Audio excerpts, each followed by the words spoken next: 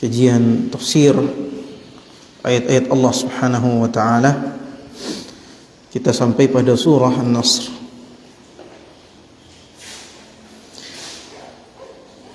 Allah Subhanahu wa taala berfirman, A'udzu billahi minasy syaithanir rajim. Bismillahirrahmanirrahim.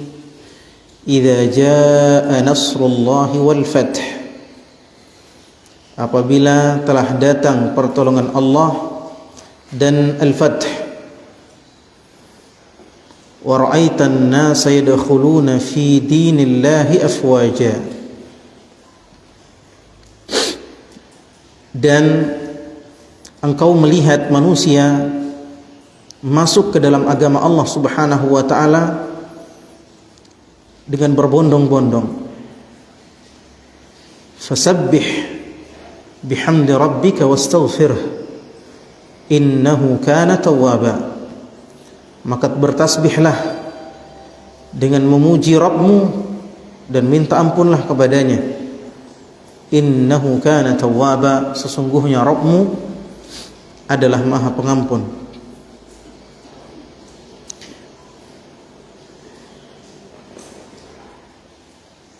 Kita menggunakan tafsirnya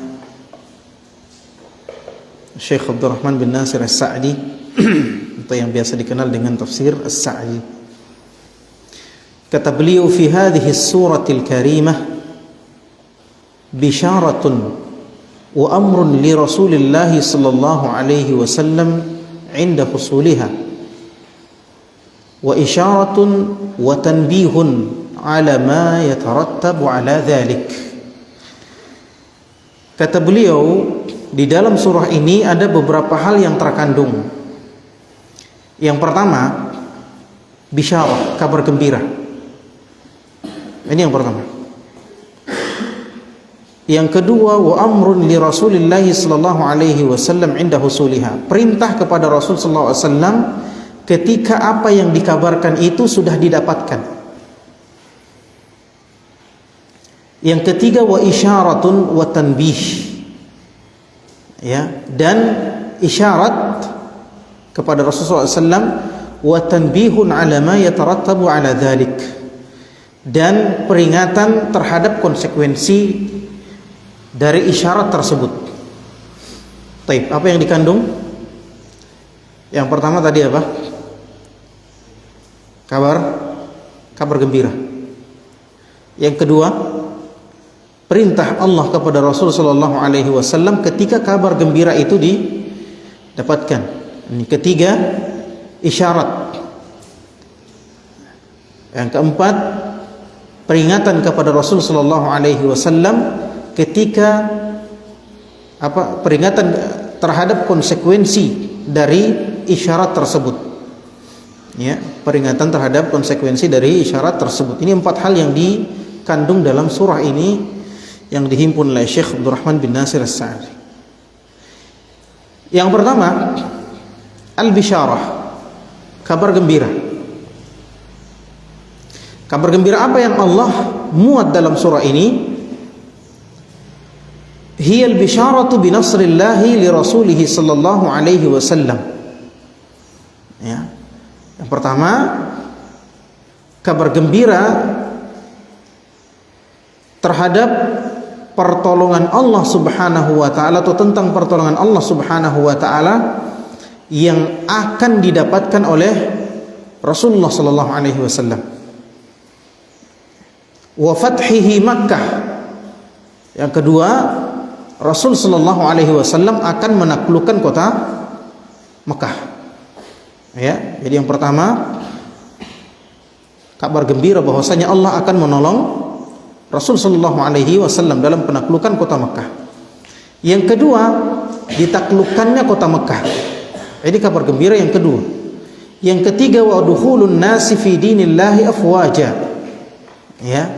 Dan kabar gembira yang ketiga yang ada dalam surah ini, yakni masuknya manusia ke dalam agama Allah Subhanahu wa taala secara berbondong-bondong. Bihaitsu yakunu katsirun minhum min ahlihi wa ansarihi.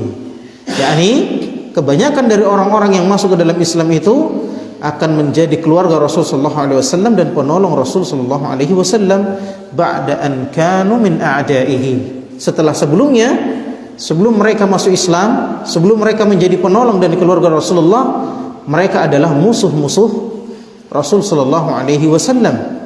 Wa qad waqa'a hadzal mubashshar bihi, dan apa yang dikabarkan kepada Rasulullah ini sudah terjadi. Baik. Siapa yang bisa ulang? Ya. Apa kabar gembiranya dalam surah ini?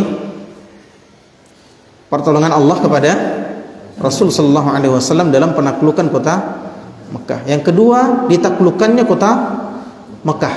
Yang ketiga, masuknya manusia secara berbondong-bondong ke dalam agama Allah Subhanahu wa taala, yang mana manusia-manusia itu setelah sebelumnya mereka adalah musuh-musuh Rasulullah, ya, kemudian mereka akan menjadi keluarga dan penolong Rasulullah sallallahu alaihi wasallam. Tapi ini cerita tentang apa? Fathu Makkah. Ya, penaklukan kota Mekah. Kapan terjadi? Penaklukan kota Mekah ini terjadi pada tahun ke-8 Hijriyah. Ya. Kenapa terjadi penaklukan kota Mekah? Karena 2 tahun sebelumnya Rasul sallallahu alaihi wasallam membuat perjanjian damai dengan orang-orang kafir Quraisy. Ya, yang kita kenal dengan Sulhul Hudaybiyah. Ya, gencatan senjata yang ditetapkan di Hudaybiyah. Ya.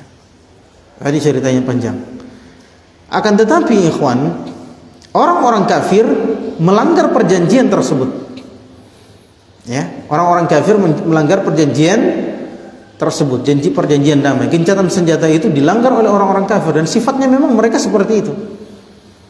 Ya. Maka Rasul sallallahu alaihi wasallam, ya, atas perintah Allah Subhanahu wa taala melakukan penaklukan terhadap kota Mekah. Nah, kenapa disebutkan di sini manusia masuk ke dalam Islam secara berbondong-bondong? Banyak sekali. Karena kabilah-kabilah, ya, yang ada di sekitar Mekah itu menunggu nasib orang-orang Quraisy. Ya, jadi ketika Rasulullah SAW datang dengan pasukannya, kemudian mereka menunggu. Ya, kabilah-kabilah yang ada di sekitar Mekah itu menunggu. Kalau saja Muhammad memenangkan pertempuran dan berhasil menaklukkan kota Mekah, meskipun di situ tidak ada pertempuran, ya, tidak ada. Kalau Muhammad berhasil menaklukkan kota Mekah, maka kita semua akan masuk Islam. Ini yang disepakati oleh kabilah-kabilah yang ada di sekitar kota Mekah. Dan betul, ya, bahwasannya Rasul sallallahu alaihi wasallam atas pertolongan Allah Subhanahu wa taala berhasil menaklukkan kota Mekah. Mereka masuk ke dalam kota Mekah dan menghancurkan berhala-berhala, ya, ratusan berhala yang ada di sekitar Ka'bah. Ya. Kemudian orang-orang pun masuk Islam. Dan Rasul sallallahu alaihi wasallam menyuruh mereka berkumpul di rumahnya Abu Sufyan. Ikhwan fillah azanallahu wa iyyakum, ini ada cerita yang menarik. Bahwa Rasul sallallahu alaihi wasallam setelah menaklukkan kota Mekah, itu kan orang-orang itu berkumpul, ya, meskipun banyak yang ada beberapa orang yang lari, tapi tidak banyak, ya, sekitar 10 orang yang lari. Ya, mereka berkumpul di rumahnya Abu Sufyan karena disuruh oleh Rasul sallallahu alaihi wasallam. Orang yang berkumpul di rumahnya Abu Sufyan tidak akan diapa-apai. Ya, apa yang terjadi ketika Rasul sallallahu alaihi wasallam masuk di kota Mekah tanpa perlawanan sama sekali? Ya, maka orang-orang di situ sudah pasrah. Ini kita mau diapain sama Muhammad ini? Mati sudah kita ini. Ya, kenapa? Kenapa mereka berpikiran seperti itu? Karena selama ini mereka apa? Menyiksa kaum muslimin. Iya kan? Mereka menyiksa kaum muslimin ketika kaum muslimin belum berhijrah. Dan setelah kaum muslimin berhijrah, mereka selalu berusaha untuk memerangi kaum muslimin. Iya kan? Maka mereka bilang, oh ya sudah, ini waktunya dibalas kita, habis kita ini. Ya. Setelah Rasulullah sallallahu alaihi wasallam diboikot, disiksa sahabat-sahabatnya, dikucilkan dan sebagainya. Kemudian mereka sampai-sampai harus meninggalkan kampung mereka sendiri, harus meninggalkan harta mereka, harus meninggalkan keluarga mereka. Dan setelah Rasulullah pun pindah, Rasulullah masih diganggu, Rasulullah masih diperangi, ya. Ternyata apa yang terjadi, ikhwan fillah sallallahu iyyakum? Rasulullah sallallahu alaihi wasallam mengatakan setelah beliau menaklukkan kota Mekah, menghancurkan patung-patung di sekitar Ka'bah, kata Rasulullah SAW, idhabu fa antumut tulaqa, pergilah, kalian semua dibebaskan, dimaafkan oleh Rasul sallallahu alaihi wasallam. Padahal apa yang sudah terjadi? Rasulullah sudah disusahkan, sahabat-sahabat Rasulullah dibunuh, ya. Paman Rasulullah dibunuh, ya. Sampai-sampai apa? Istri Rasulullah SAW meninggal, ya. Banyak sekali kejahatan-kejahatan yang mereka lakukan kepada Rasulullah SAW. Tapi apa kata Rasulullah? Idhabu fa antumut tulaqa, pergilah, kalian sudah dibebaskan, kalian dimaafkan. Masya Allah. Maka ikhwan fillah azallahu iyyakum, ya, di antara sifat yang harus dicontoh oleh seorang ahlus sunnah, kalau memang mereka ahlus sunnah, adalah sifat pemaaf, ya, sifat pemaaf. Rasulullah SAW adalah orang yang sangat-sangat pemaaf. Baik.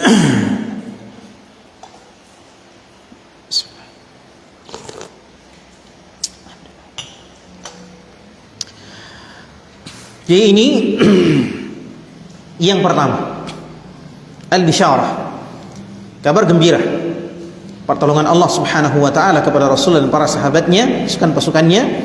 Kemudian yang kedua, akan ditaklukkannya kota Mekah. Dan yang ketiga, akan masuknya manusia secara berbondong-bondong ke dalam agama Allah Subhanahu wa taala, seperti yang kita jelaskan tadi.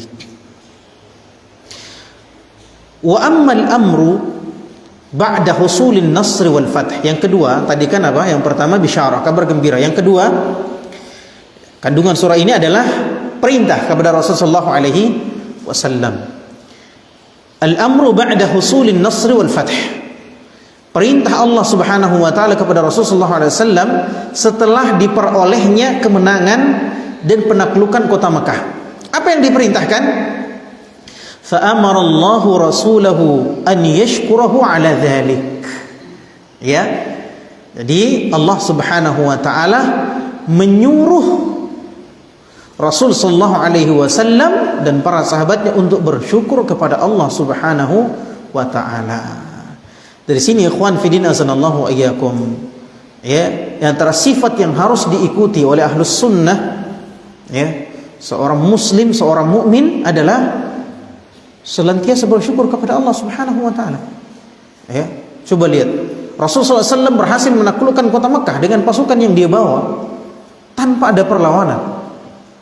Apakah kemudian Rasulullah SAW jumawa? Oh, ini gara-gara saya hebat, ini gara-gara pasukan saya hebat, saya adalah tidak. Ya. Allah menyuruh Rasulullah SAW untuk bersyukur supaya dia tidak lupa bahwasanya segala yang terjadi pada seseorang, pada diri Muhammad SAW adalah kehendak Allah Subhanahu wa taala. Nah, kita juga seperti itu. Ya. Jangan kira orang yang datang salat berjamaah itu tidak butuh perjuangan. Jangan kira antum yang datang pengajian begini itu tidak butuh perjuangan. Butuh perjuangan. Iya, tidak? Butuh perjuangan. Maka ketika antum sudah berhasil datang, berhasil duduk, berhasil mendengar, tidak tidur misalnya, itu kehebatan siapa? Pemberian Allah Subhanahu wa taala. Ketika kita berhasil datang salat, kita berhasil mengangkat tangan kita Allahu Akbar, berhasil membaca surah Al-Fatihah, berhasil membaca bacaan-bacaan salat sampai selesai salat, semua itu adalah pemberian dari Allah Subhanahu wa taala. Allah menginginkan kita untuk salat, Allah menginginkan kita untuk selamat, Allah menginginkan kebaikan kepada kita.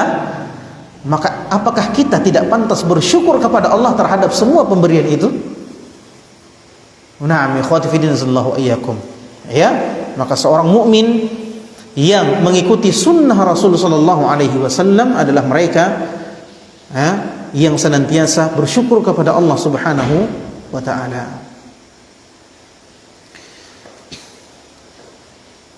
Wa yusabbiha bihamdihi wa yastaghfirahu, dan bertasbih mensucikan Allah Subhanahu wa ta'ala, ya, mengucapkan apa? Subhanallah, maha suci Allah Subhanahu wa ta'ala, tidak ada kekurangan sedikit pun pada Allah, tidak ada aib sedikit pun pada Allah Subhanahu wa ta'ala, ya. Perkataan-perkataan yang tidak pantas yang mereka sandarkan kepada Allah itu tidak benar, ya. Tuduhan-tuduhan keji yang mereka alamatkan kepada Allah itu tidak benar. Kenapa? Karena Allah maha sempurna, tidak ada kekurangan kepada Allah. Allah tidak pernah zalim terhadap hamba-hambanya, ya. Maka kita mengucapkan apa? Subhanallah, ya, maha suci Allah Subhanahu wa ta'ala, ya. Tapi kenapa Allah bikin saya sakit? Kenapa Allah menimpakan saya ujian? Apakah Allah tidak zalim? Ya. Maka itu semua bukan apa? Bukan karena kezaliman Allah Subhanahu wa ta'ala, ya. Semua musibah yang dirasakan oleh seseorang, ya, imma itu menghapuskan dosa-dosanya ataupun akan mengangkat derajatnya, ya. Akan mengangkat apa? Derajat manusia tersebut. Kita ingat ikhwan terhadap kisah seorang wanita, ini diriwayatkan oleh Ibnu Abbas radhiyallahu taala anhu. Ketika Ibnu Abbas berdiri dengan murid-muridnya, kemudian Ibnu Abbas mengatakan, maukah kutunjukkan kepada kalian wanita penghuni surga tapi dia masih hidup, masih berjalan di antara kita. Kaget para sahabat, kok ada orang yang sudah dipastikan masuk surga tetapi masih hidup, ya. Kenapa? Karena orang yang hidup itu tidak lepas dari fitnah, ya kan? Bisa jadi dia sekarang kelihatan alim, bisa jadi dia sekarang kelihatan rajin beribadah, saleh, tapi di akhir kehidupannya dia berubah, ya. Apa kata Rasulullah SAW? Inna ahadakum la ya'malu bi amalin ahli jannah hatta ma yakuna bainahu wa bainaha illa dhira fayasbiqu alaihi alkitab fayamalu bi amali ahli an-nari fayadkhuluha. Rasulullah SAW, ada salah seorang di antara kalian yang kalau kita lihat, ya, dia adalah orang yang senantiasa mengamalkan amalan-amalan ahli surga sampai orang yakin ini orang masuk surga, iya kan? Hatta ma yakunu bainahu wa bainaha illa dhira, sampai dia dengan surga jaraknya tinggal satu hasta seperti ini. Maksudnya apa? Sebentar mati, tidak lama mati. Fayasbiqu alaihi alkitab, tiba-tiba didahului oleh takdir Allah Subhanahu wa ta'ala, fayamalu bi amali ahli nar, kemudian dia mengamalkan amalan ahli neraka. Fayadkhuluha, dia mati kemudian dia masuk neraka, ya. Begitu pula sebaliknya, kata Rasulullah SAW, inna ahadukum la ya'malu bi amalin ahli nar hatta ma yakunu bainahu wa bainaha illa dhira fayasbiqu alaihi alkitab fayamalu bi amali ahli jannah fayadkhuluha. Rasulullah SAW, ada orang di antara kalian yang kelihatan hidupnya, ya, mengamalkan amalan ahli neraka. Mungkin kita sudah yakin ketika melihat orang seperti ini, waduh, masuk neraka ini orang ini, ya kan? Ternyata didahului oleh takdir Allah Subhanahu wa ta'ala, ya. Kemudian dia mengamalkan amalan ahli surga, dia meninggal masuk surga, ya. Maka tidak boleh kita mengatakan si fulan ini masuk surga, si fulan ini masuk neraka kalau tidak ada dalil yang menunjukkan hal itu, ya. Meskipun kita lihat, oh ini orang hidupnya selama hidupnya dia orang saleh, tidak boleh kita pastikan dia masuk neraka. Tidak boleh kita pastikan dia masuk surga. Ada orang yang masuk ke dalam medan perang kemudian meninggal, tidak boleh kita katakan dia asyahid. Itu memastikan, oh ini orang mati syahid, ini orang pasti masuk surga, tidak boleh. Sebagaimana kejadian pada zaman Rasulullah SAW, ya, ada orang yang masya Allah bertempur di medan perang bersama Rasulullah SAW. Ini perang bersama Rasulullah, perang syar'i, ya. Dia masuk ke semua perkumpulan musuh. Ada perkumpulan musuh yang sulit dipecahkan, dia yang masuk di situ. Berani sekali. Sampai para sahabat mengatakan innahu min ahli jannah. Wah, ini orang ahli surga ini. Apa kata Rasulullah? La, bal innahu min ahli nar. Tapi orang ini ahli neraka. Kaget para sahabat. Loh, kok orang seberani itu bisa masuk neraka? Tapi itulah Rasulullah SAW. Wa ma yantiqu 'anil hawa in huwa illa wahyun yuha. Ya, Rasulullah tidak mengatakan sesuatu sesuai dengan hawa nafsunya, tapi apa yang dia katakan adalah wahyu yang diwahyukan kepadanya. Maka seorang sahabat mengikuti orang tersebut. Ya, ternyata setelah tubuhnya tercabik-cabik, dia tidak tahan apa? Dia tidak tahan terhadap rasa sakit yang ada di tubuhnya, kemudian dia pergi bunuh diri. Ya, masuk kemah, ambil pedang, ujung pedang ditaruh di ulu hati, kemudian dia tindis. Maka matilah dia. Ya, kemudian orang tadi kembali kepada Rasulullah SAW dan membenarkan perkataan Rasulullah SAW. Ya, kata Rasulullah SAW, innamal a'malu bi khawatimiha. Sesungguhnya amalan itu tergantung penutupnya. Ya, kata Rasulullah SAW, inna ahadukum la ya'malu bi'amal ahli jannah fima yarahu nas. Ya, ada orang di antara kalian yang mengerjakan perbuatan ahli surga di dalam pandangan manusia. Ya, maka indikasi orang yang melakukan amal soleh tapi ternyata dia masuk neraka, ini orang terindikasi apa?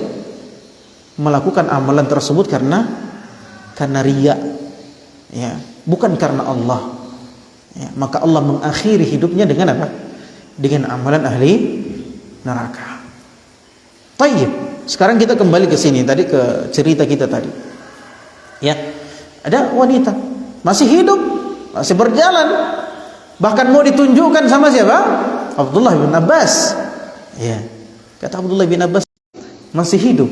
Sudah, karena Rasulullah bilang dia ahli surga. Menentukan seseorang itu ahli surga atau ahli neraka itu dengan apa? Dengan dalil. Kalau dia tidak disebutkan oleh dalil bahwasanya dia masuk neraka atau masuk surga, maka kita tidak boleh mengatakan dia ahli neraka atau ahli surga. Nah, kenapa wanita ini sudah dijamin masuk surga? Ya, karena wanita ini, ikhwan fillah azanallahu wa iyyakum, itu kena penyakit ayan gitu ya. Kena penyakit ayan. Kalau dia kena penyakitnya itu seperti orang kesurupan. Ya, seperti antum tahu orang penyakit ayan kan? Kesurupan kemudian keluar. Nah, karena kambuh, sering sekali kambuh. Karena penyakitnya itu, maka orang-orang menjadi jijik sama dia. Ya, tidak ada orang yang mau dekati. Antum bisa bayangkan kalau orang-orang jijik sama antum. Ya, tidak ada orang yang mau dekati. Ya, maka dia tidak tahan. Dia ejek-ejek sama anak-anak, orang gila gitu kan. Tidak tahan. Datanglah dia kepada Rasulullah SAW. Dia minta, ya Rasulullah, doakanlah saya kepada Allah agar apa? Agar saya disembuhkan, ya, dari penyakit saya ini. Kata Rasulullah memberikan dia pilihan. Kalau saya doakan kamu kepada Allah, ya, bisa saja, maka Allah akan menyembuhkanmu. Tapi saya kasih kamu opsi, ya, kamu bersabar dengan penyakitmu dan kamu masuk surga. Apa kata orang ini? Ya sudah, kalau begitu saya bersabar saja. Yang penting saya masuk surga. Apalagi sudah dikasih jaminan seperti itu. Ya, mending menderita di dunia, yang penting masuk surga. Ya, kalau saya sembuh belum tentu masuk surga, kan gitu. Nah, ini sudah jelas masuk surga. Tapi dia minta satu kepada Rasulullah. Ya Rasulullah, kalau begitu doakan saya kepada Allah Subhanahu wa taala, kalau saya terkena penyakit itu, maka ya jangan sampai tersingkap aurat saya. Masya Allah. Ya, ini orang apa? Orang yang orang-orang jijik sama dia, tapi dia masih jaga aurat. Orang jijik sama dia kan tidak mungkin orang mau lihat di auratnya, iya kan? Tapi dia minta apa? Dia minta dijaga auratnya oleh Allah Subhanahu wa taala. Baik, maka ikhwan fi din azanallahu wa iyyakum, musibah yang menimpa seseorang bisa jadi untuk menghapuskan dosa-dosanya atau untuk mengangkat derajatnya. Maka tidak boleh seseorang berprasangka buruk kepada Allah Subhanahu wa ta'ala. Tidak boleh menganggap Allah Subhanahu wa ta'ala zalim kepada dirinya ketika dia mendapatkan musibah. Baik, ini syariat tasbih. Fasabbih bihamdi rabbik. Ya, dengan memuji Allah Subhanahu wa ta'ala. Ya, karena Allah Maha sempurna, tidak ada kekurangan bagi Allah Subhanahu wa ta'ala. Segala kebaikan yang kita rasakan datangnya dari Allah Subhanahu wa ta'ala, maka bersyukurlah, puji-pujilah Allah Subhanahu wa ta'ala. Dan Allah itu suka dipuji. Ya, Allah suka dipuji dan pantas Allah dipuji. Kenapa? Karena Allah Maha sempurna, memang berhak untuk dipuji. Kalau kita yang kepujian, tidak boleh. Iya kan? Oh, kita mau sombong, apanya yang mau disombongkan? Allah itu sombong atau tidak? Allah itu sombong. Allah itu sombong. Dan itu bukan kekurangan, bukan tercela bagi Allah. Kata Allah Subhanahu, kata Rasulullah, kata Allah Subhanahu wa taala dalam hadis qudsi, al-'azamatu izari. Keagungan itu sarungku, kata Allah. Wal kibriya'u ridai, dan kesombongan itu selendangku, kata Allah. Faman naza'ahu minni 'adzabtuhu. Barang siapa yang mencabutnya dariku, maka aku akan menyiksanya. Ya, Allah sombong karena memang Allah pantas sombong. Allah memiliki segala-galanya, Allah menguasai segala-galanya. Allah Maha suci dari segala kekurangan. Kalau kita mau sombong apanya? Kemana-mana bawa tai mata, tai hidung, tai gigi, tai kuku, tai yang ada dalam perut. Banyak betul tai yang dibawa kemana-mana. Mau sombong? Masya Allah. Maka kata Allah, kata Rasulullah SAW, la yadkhulul jannata man kana fi qalbihi mithqala dzarratin min kibr. Tidak bisa masuk surga orang kalau di dalam dadanya ada kesombongan sebesar biji dzarrah. Kenapa? Karena kesombongan itu haknya Allah, tidak boleh diambil oleh makhluk. Maka Allah, zat yang suka dipuji. Allah zat yang suka dipuji. Bahkan kita disyariatkan setiap salat memuji Allah. Alhamdulillahi rabbil alamin, arrahmanir rahim. Dipuji-puji Allah Subhanahu wa taala. Wa yastaghfiruhu. Ini perintah kepada Rasulullah SAW untuk senantiasa bertasbih kepada Allah, kemudian memuji Allah, kemudian beristighfar kepada Allah Subhanahu wa taala. Coba perhatikan. Ya, maka Rasul sallallahu alaihi wasallam setelah diperintahkan untuk ini, maka Rasulullah menjadikan doa-doa rukuknya, bacaan rukuknya itu apa? Ya. Kok saya lupa? Subhanakallahumma wa bihamdika Allahumma firli. Ya Allah, Maha suci Engkau, ya, Maha terpuji Engkau, segala puji bagimu, ampunilah aku ya Allah. Ini di akhir kehidupan Rasulullah sallallahu alaihi wasallam, Rasulullah menjadikan bacaan rukuknya subhanakallahumma bihamdik. Apa tadi? Allahumma ighfirli. Ya.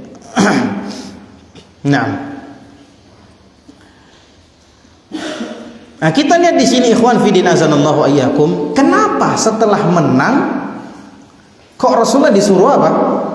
Disuruh minta ampun, disuruh beristighfar. Ya, disuruh beristighfar.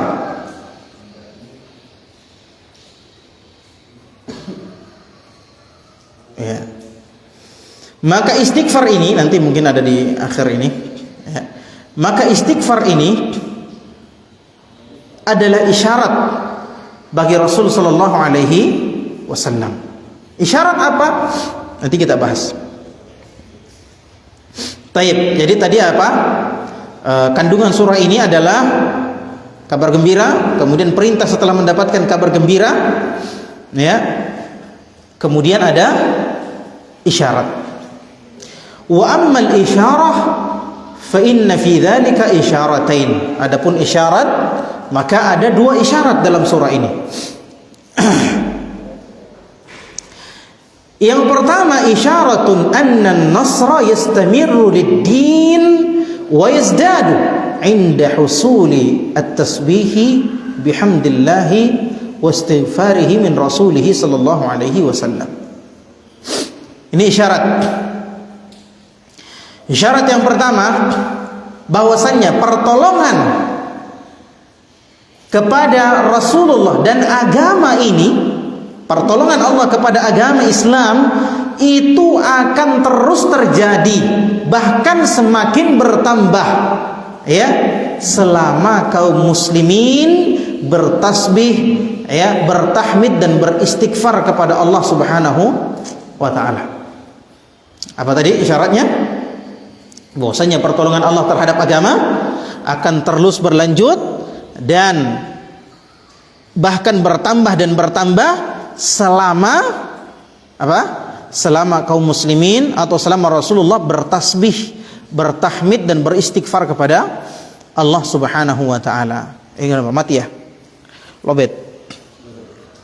Ya, dicas dulu.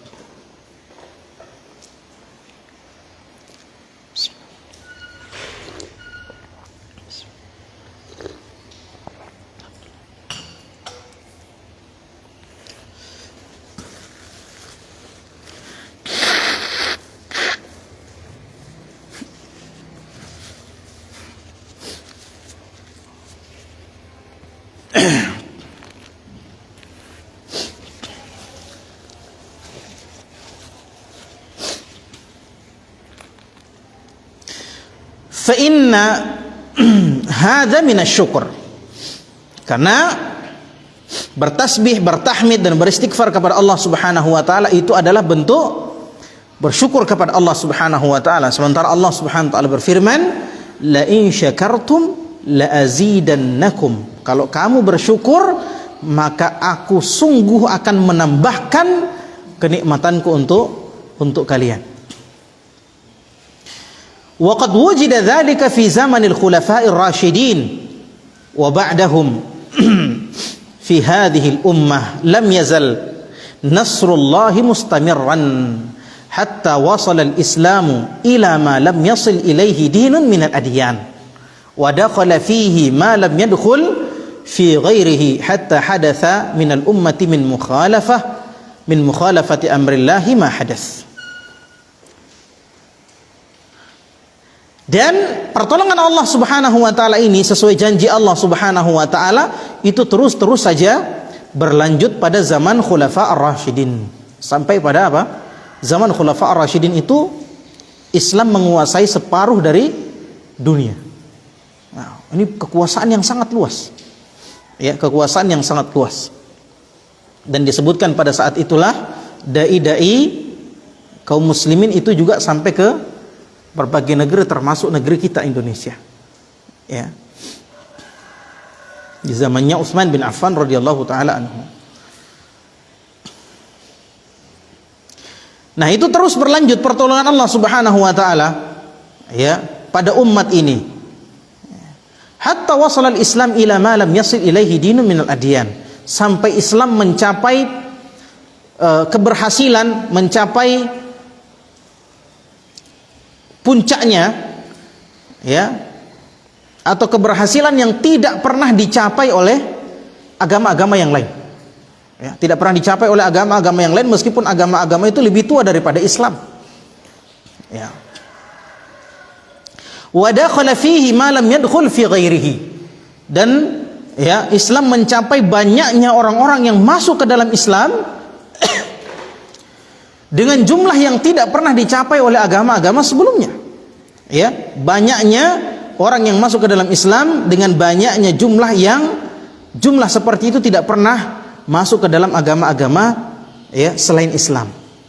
Ya, terus saja terjadi pertolongan Allah Subhanahu wa taala hatta hadatsa minal ummati min mukhalafati amrillahi ma hadath. Sampai terjadilah pada umat ini ya perbuatan-perbuatan yang menyelisihi perintah Allah Subhanahu wa ta'ala seperti yang terjadi. fabtulu bitafarruqil kalimah, maka mereka pun diberikan bencana oleh Allah Subhanahu wa taala, dicoba oleh Allah dengan berpecahnya kaum muslimin.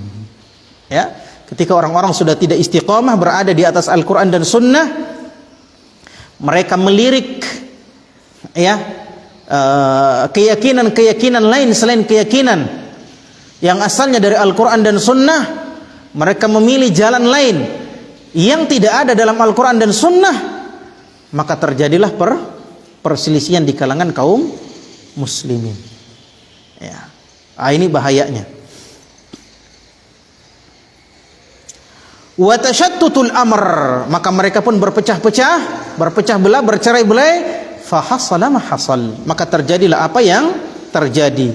Wa ma'a hadza فلهذه الأمة وهذا الدين من رحمة الله ولطفه ما لا يخطر بالبال أو يدور في الخيال. Maka terjadilah wa ma'a hadza falihadhihi al-ummah wa hadha ad-din min rahmatillahi wa lutfihi ma la yakhthuru bil bali aw yaduru fil khayal.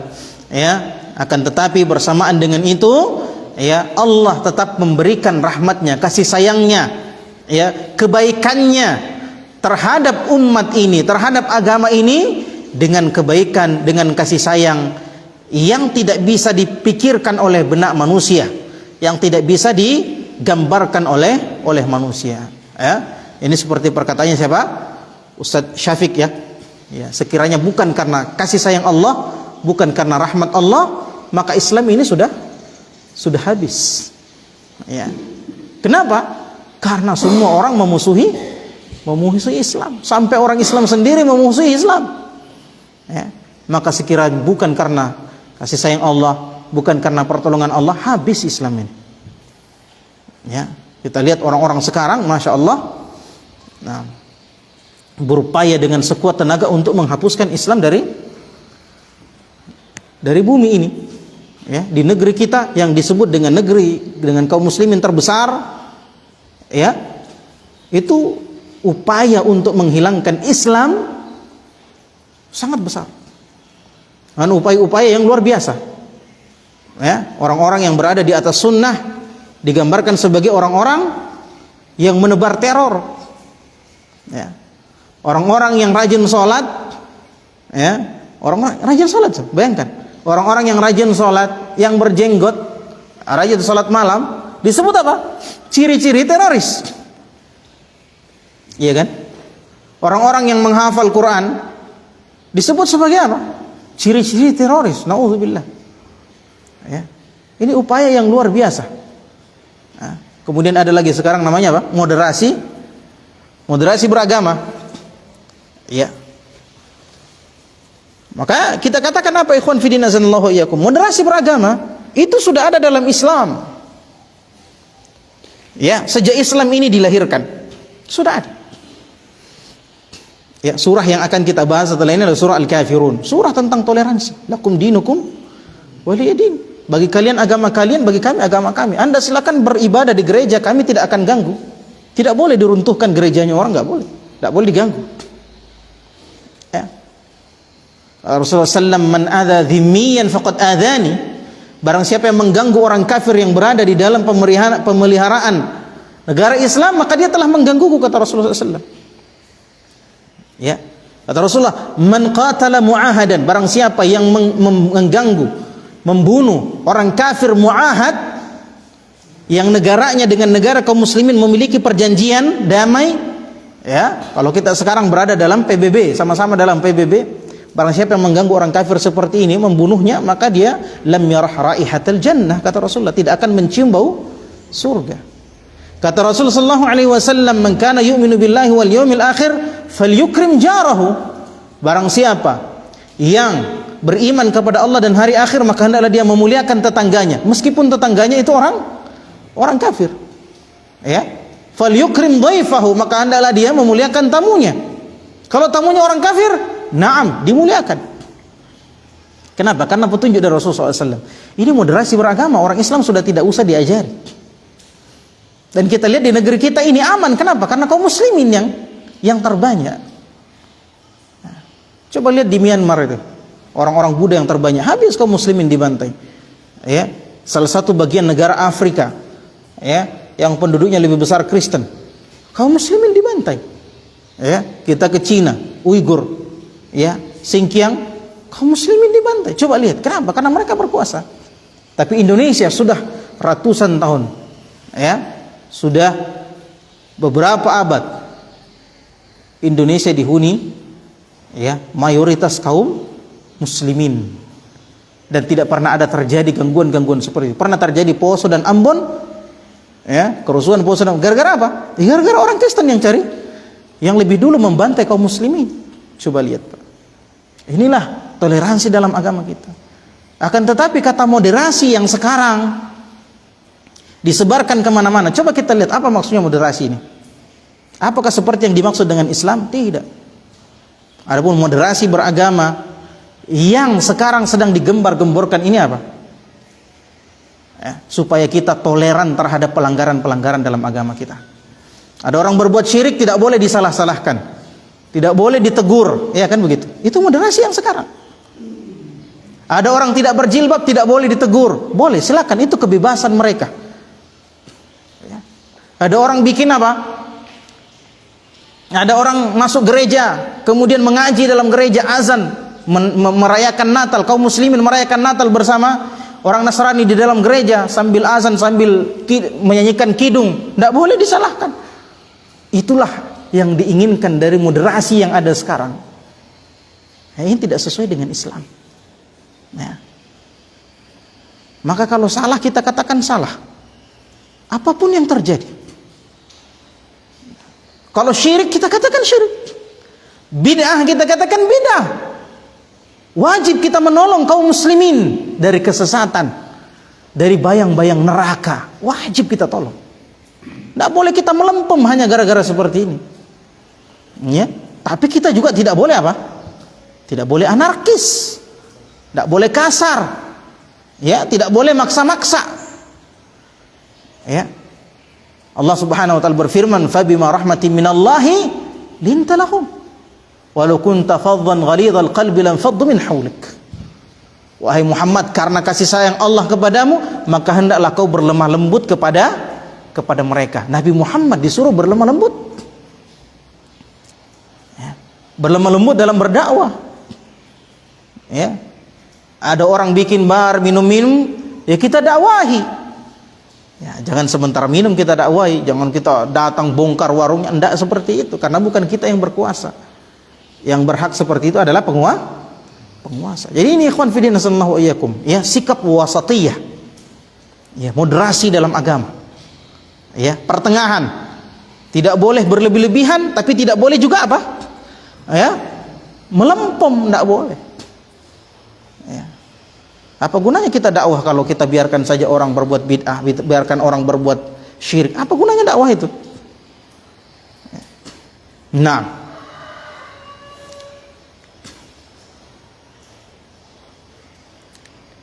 kita tetap berusaha untuk mengembalikan kaum muslimin ke jalan yang telah digariskan oleh Allah Subhanahu wa taala. Ya, mengajak mereka kepada tauhid, mengajak mereka kepada sunnah Rasul sallallahu alaihi wasallam. Ya, mengajak mereka meninggalkan kesyirikan, meninggalkan bid'ah, meninggalkan kesesatan. Harus diajak kaum muslimin, kewajiban kita yang tahu. Ya, tidak boleh kita ditakut-takuti oleh keadaan. Ya, nah inilah, disinilah serunya berdakwah. Para dai itu harus pemberani, tidak boleh perokang, ya. Dakwah pergi, dakwah dicorek-corek, dia punya motor disilet-sileti, langsung jangan lagi datang di situ. Nah, jangan, jangan. Harus pemberani, laki-laki kan? Iya, laki-laki.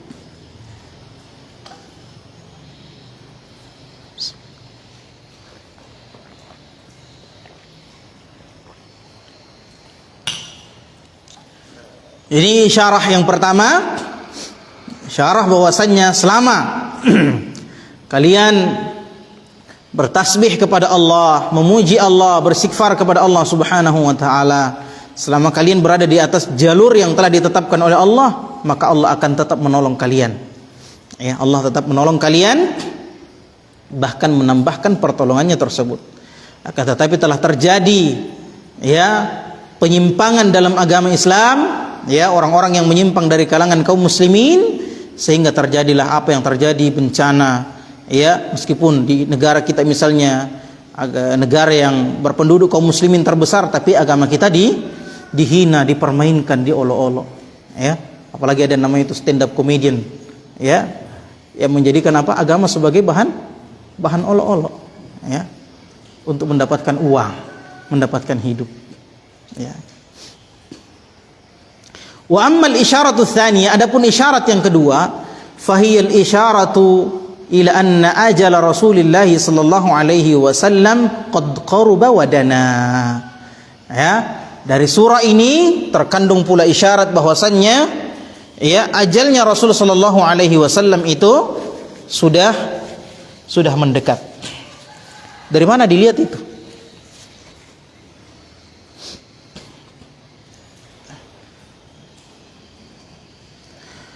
Wa wajhu dzalika anna umruhu umrun fadil aqsamallahu bihi. Ya, ini umur Rasul sallallahu alaihi wasallam itu adalah umur yang mulia yang Allah bersumpah dengan umur Rasul sallallahu alaihi wasallam, umruk. Ya. Wa qad uhida anna al-umur al-fadilah tukhtamu bil istighfar. Nah, ini dia. Tadi kita tanyakan kenapa Rasulullah sallallahu alaihi wasallam menang dalam peperangan kok disuruh istighfar. Ya kan? Nah, ini dia tanda-tandanya. Kenapa? Karena perkara-perkara yang agung, perkara-perkara yang besar itu ditutup dengan apa? Istighfar. Seperti salat, ya. Kita selesai salat apa yang dibaca? Astaghfirullah tiga kali, ya.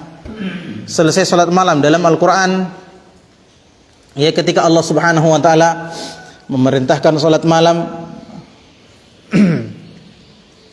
inna rabbaka ya'lamu annaka taqumu adna min thulutsay al-lail wa nisfahu wa thuluthahu wa ta'ifatun minal ladzina ma'aka wallahu yuqaddiru al-laila wan nahar. Faqra'u ma tayassara minal Qur'an. Coba. Kok bisa lupa?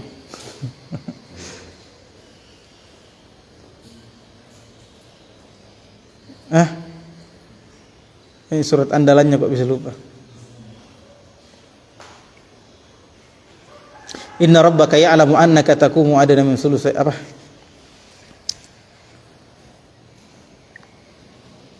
Surah apa? Al-Muzammil.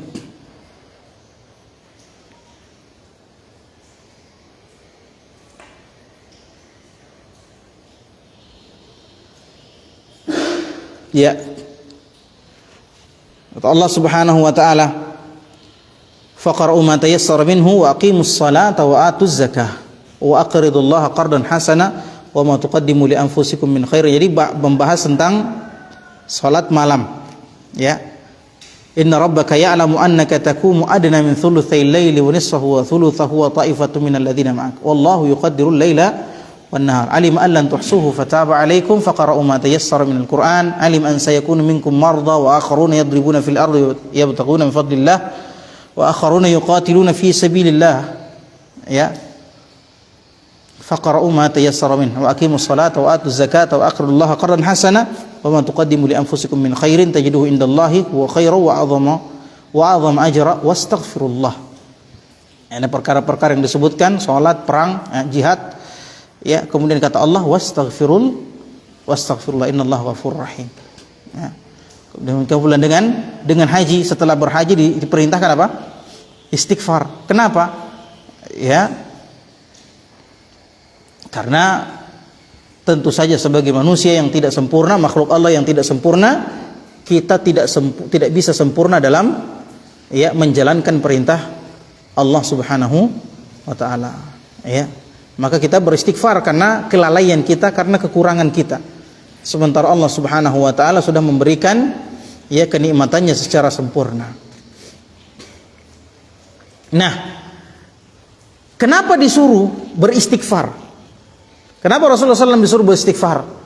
Maka ini ciri-ciri, ini tanda-tanda, isyarat bagi Rasulullah SAW bahwa ya tugasnya Rasulullah sudah berakhir. Ya. Tugasnya Rasulullah sudah berakhir. Itu yang pertama. Atau umurnya Rasulullah sudah berakhir, karena Rasulullah SAW umurnya adalah umur yang mulia, sampai-sampai Allah bersumpah dengan umurnya Rasulullah. Kalau sudah berakhir umurnya Rasulullah, maka diperintahkanlah untuk beristighfar. Ya, maka istighfar di sini adalah isyarat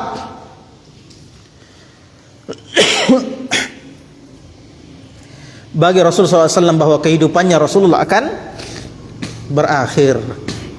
Ya.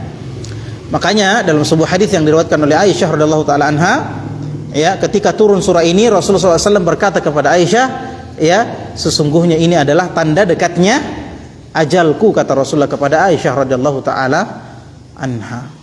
Ya, ini adalah tanda dekatnya ajalku. Makanya suatu ketika Umar bin Khattab radhiyallahu taala anhu di masa kepemimpinannya itu memanggil Abdullah bin Abbas. Ya, yang ketika itu Abdullah bin Abbas masih muda, sangat muda. Ya, sementara Umar memanggilnya untuk masuk ke dewan permusyawaratan lah kalau kita sekarang. Ya. Yang isinya orang-orang tua, orang-orang senior sama dengan Umar. Orang-orang ini protes. Orang-orang ini protes. "Oh, hai Umar, kenapa kamu bawa anak ini ke sini? Kami punya anak-anak seperti dia." Maksudnya apa? Anak-anak kami ini seumur sama anak-anak kami. Ya, kalau ini dipanggil, ya sudah panggil juga anak-anak kami, maksudnya begitu. Ya.